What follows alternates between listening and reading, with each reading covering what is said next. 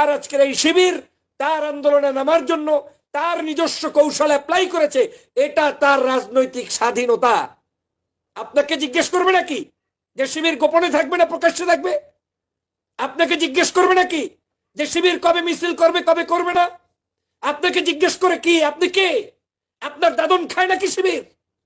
শিবির বাংলাদেশে ঢাকা বিশ্ববিদ্যালয়ের রাজনীতি করবে কিভাবে, করবে না, সেটা নিয়ে তো আপনাকে উত্তর দিবে না। সারা বাংলাদেশে এই শিবিরকে শেখ হাসিনা নিষিদ্ধ করেছে, জামাতকে নিষিদ্ধ করেছে। সেই জায়গায় শিবির তার কৌশল হিসাবে যখন যে আন্দোলন করা দরকার, সংগ্রাম করা দরকার, সেটা তার নিজস্ব পদ্ধতি, পরিচালনাগত পদ্ধতি, অবশ্যই সেটা তার করার অধিকার রাখে। আপনি বরং তার এই পদ্ধতিকে সমালোচনা করে রাজনৈতিক শিষ্টাচার বহির্ভূত কর্মকাণ্ড করছেন। আমি মনে করি আপনার যেমন অধিকার আছে, যেমন আমি মুক্তমানা একজন মানুষ, আমি স্বাধীনতায় বিশ্বাস করি, এখন ল্যাংটা ব্যক্তিরও স্বাধীনতায় আমি বিশ্বাস করি।